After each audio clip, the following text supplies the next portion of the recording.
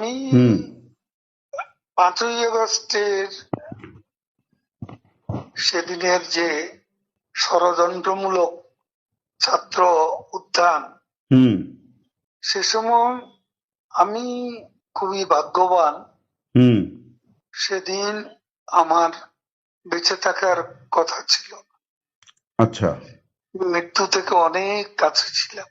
আচ্ছা আমি আমারই সংসদ এলাকায় হুম আমার নিজের বাসাকে এড়িয়ে হুম পার্শ্ববর্তী আর একটা বাসায় হুম আশ্রয় নিয়েছিলাম। বেশ তখন চারদিক থেকে হুম মিছিল আসছিল হুম এবং এটা আসলে ছিল প্রধানমন্ত্রী হুম গণভবন কেন্দ্রিক। হুম এবং এটা আমরা অবাক হলাম যে সংসদ এলাকাতেও এটা ছড়িয়ে পড়ে হুম এবং একটা লুটপাটের হুম যে লুম্পেন স্টাইলের হুম কতগুলো ঘটনা ঘটে হুম এবং সেখানে বিভিন্ন ধরনের লোক হুম আসে এবং এদের মধ্যে বেশিরভাগই হুম মনে হয়েছে এটা কোন রাজনৈতিক অভ্যুত্থান, হুম এটা লুটপাটের অভ্যুত্থান। না, একটা কথা জিজ্ঞাসা করি, সে তো আমরা তখন সেটা দেখলাম এবং মাননীয় এখন প্রধানমন্ত্রীকেও। আমি হুম যে বাসাতে ছিলাম হুম তারা সে বাসাতেও হামলা করে। আচ্ছা তারা জানতো না হুম যে সেখানে আমি আছি। আচ্ছা আমার বাসা তারা লুটপাট করেছে, হুম কিন্তু যে বাসায় আমি গিয়ে আশ্রয় নিলাম হুম সেখানে তারা হামলা করবে এটা আমি ভাবতাম। কিন্তু সেখানেও দেখলাম যে অনেক আহ লোকজন হুম ঢুকে পড়ে এবং তারা ভাঙচুর লুটপাট হুম করতে থাকে। হুম আমি আমার স্ত্রী সহ আমরা বাথরুমে লুকিয়ে যাই। অনেকক্ষণ ছিলাম, প্রায় 5 ঘন্টা।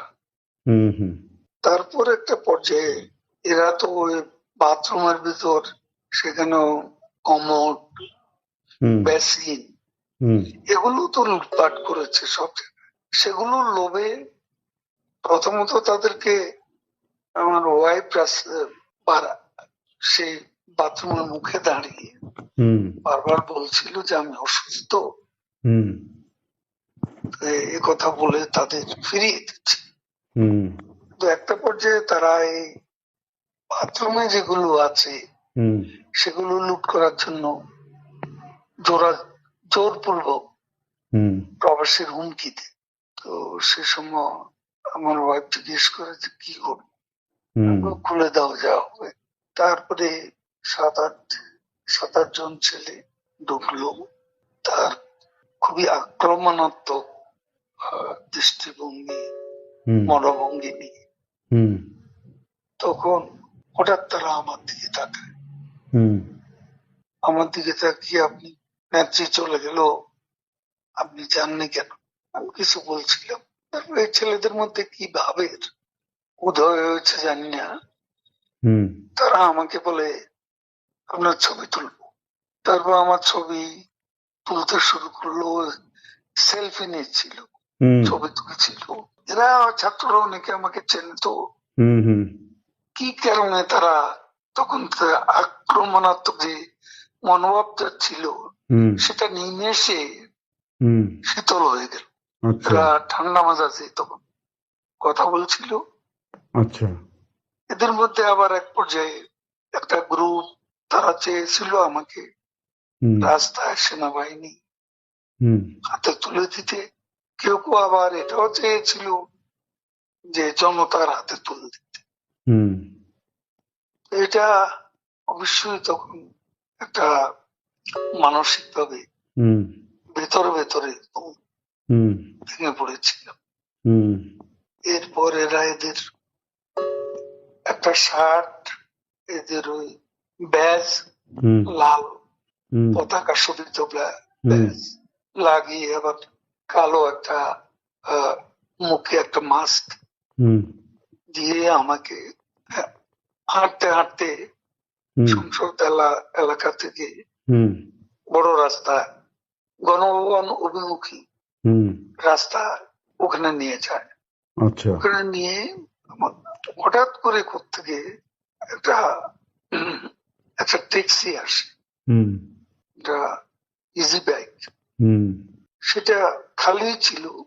হুম ওখানে কোনো গাড়ি ঘোড়া কিছু ছিল না। হুম ওটা হঠাৎ করে কেন যেন এসে পড়ল। হুম হয়তো আমার ভাগ্য। এরা দুজনে আমাকে নিয়ে, আমার ওয়াইফকে নিয়ে ওটাতে উঠলো আর বলতে লাগলো, ওতে তো অসংখ্য মানুষ, হুম চেক আপ সব জায়গায়।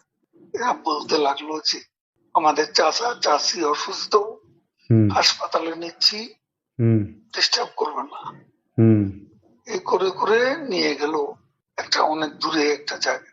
তো এটা হলো, ভাবতেও পারেনি ওরা যখন বাথরুমে ঢুকলো যে বেঁচে হুম থাক, হুম সে বেঁচে থাকাটাই সেদিন যে একটা পরম সৌভাগ্যের বিষয়। হুম আনএক্সপেক্টেডলি হুম বেঁচে গেছে, মোস্ট ইম্পর্টেন্ট।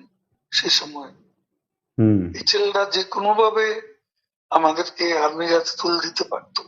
মানুষের রাস্তায় অসংখ্য মানুষ, হুম সেখানে অনেকেই তো আছে আমাদের অপোজিশন, হুম মেরে ফেলতে পারতো। হুম তো আজকে এটুকু বলে শেষ করি। না কিন্তু আপনাকে মানে তারপরে আপনি কোথায় এটাও রইলেন? কেউ জানে না, আপনি প্রথম যাবেন। না বলছি যে আপনি এরপরে কোথায় রইলেন, তারপরে তো আপনি মানে থাকলেন কি করে, মানে ওই রকম আমি পরিস্থিতি? বাংলাদেশে ছিলাম হ্যাঁ হ্যাঁ 3 মাসের মতো। হুম হুম হুম আমার একটা উদ্দেশ্য ছিল হুম যে ওখান থেকে কিছু করা যায় কিনা, আচ্ছা কিছু একটা করা যায় কিনা, আচ্ছা সংগঠিত করা যায় কিনা। আচ্ছা বিভিন্ন জায়গায় হুম শ্রমিক অসন্তোষ, হুম কর্মচারীদের অসন্তোষ, হুম এগুলো প্রতিদিনই এগুলা লক্ষ্য লক্ষ্য করতাম। মানে পেশাজীবীদের যে ক্ষোভগুলো আর কি। ক্ষোভগুলো তখন রাস্তায় নেমে আসছিল, ঠিক ঠিক বিশেষ করে গার্মেন্টস। ঠিক ঠিক তো সেই সময় ভাবলাম যে এদের সাথে যোগাযোগ করে কিছু করা যায় কিনা। তো এই চিন্তাতেই 3 মাস পরে রইলাম। আচ্ছা এরপরে একে একে সবাই অ্যারেস্ট হচ্ছে, এবং আমি তো নেত্রীর পরের হুম পরের স্থানটাই আপনার। জন। আমার বিরুদ্ধে তখনই 212টা খুনের মামলার হুম আমি আসামি হয়ে গেছি। তারপর এই অবস্থা অনেকেই বললো, আবার এখান থেকেও হুম অনেক অনুরোধ ছিল হুম আমি যেন সতর্কভাবে হুম এদিকে চলে আসি।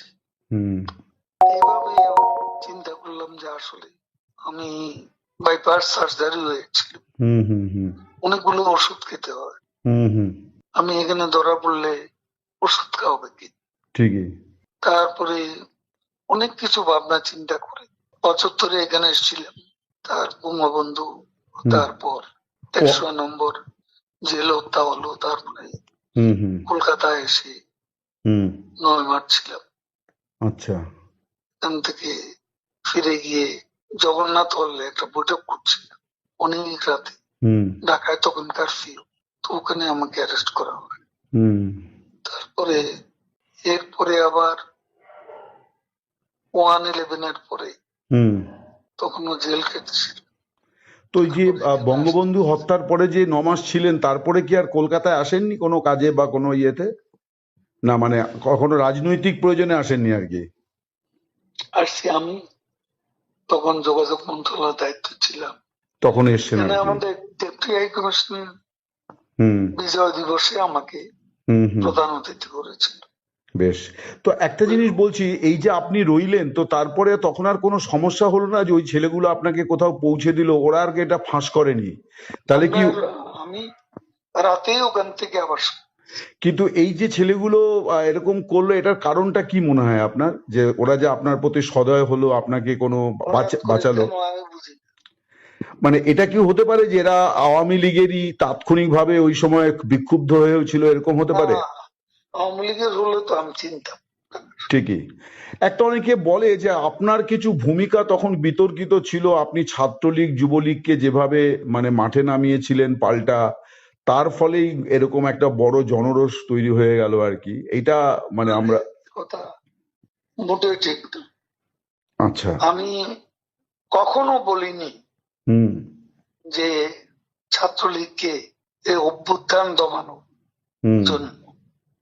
হুম সেটা লন্ডন থেকে আমাদের এক ব্যারিস্টার হুম নিজুম মজুমদার, হুম ও ইউটিউবে কথা বলে, হুম ও তখনকার ভিডিও নিয়ে হুম সেটা প্রচার করেছে হুম মাস তিনেক আগে। হুম সেখানে ছাত্রলীগের নামই ছিল। হুম বিভিন্ন বলা হয়েছে ওই দিন ছাত্রলীগই যথেষ্ট, হুম এ ধরনের কোনো বিষয় ছিল না। হুম আমার বক্তব্য